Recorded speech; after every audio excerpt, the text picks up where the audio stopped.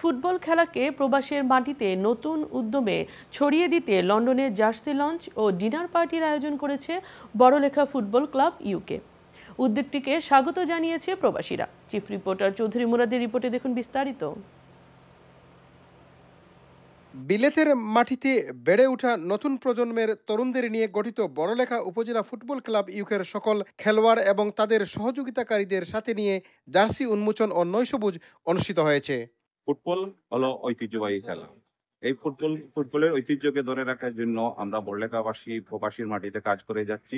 Barlekha football club কর্তৃক আয়োজিত আজকে জার্সি লঞ্চ এবং ডিনার পার্টি খুব সুশীলভাবে আজকে আমরা প্রোগ্রামটা শেষ করছি। সোমবার পূর্ব লন্ডনের একটি ভেন্যু সেন্টারে অনুষ্ঠিত সভার শুরুতে পবিত্র কোরআন থেকে তেলাওয়াত করেন ক্লাবের খেলোয়াড় ইয়ামিন। ক্লাবের ম্যানেজমেন্ট কমিটির অন্যতম সদস্য লিয়াকত খানের সঞ্চালনায় এতে শুভেচ্ছা বক্তব্য রাখেন সালাউদ্দিন এনাম।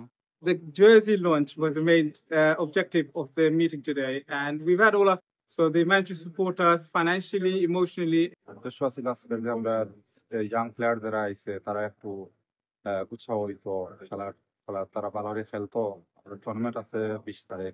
এখানে আমরা বাচ্চাদের মেইনলি আমরা তুলে ধরলাম, কারণ খেলাধুলা কোনো বিকল্প নাই। খেলাধুলার মাধ্যমে সেই বাচ্চাটা এগিয়ে যুক্তরাজ্যে বসবাসরত বড়লেখা ও জুড়ি উপজেলাবাসীর বিশিষ্টজনের উপস্থিতিতে এ সভায় বক্তারা নতুন প্রজন্মের ক্ষুদে তরুণ ও যুব ফুটবলারদের সম্পৃক্ত করে বড়লেখা উপজেলার ফুটবলের ঐতিহ্যকে প্রবাসীও ধরে রাখতে উপস্থিত সকলের দৃষ্টি আকর্ষণ করে আর্থিক সহযোগিতাকারীদের প্রতি কৃতজ্ঞতা প্রকাশ করা হয়।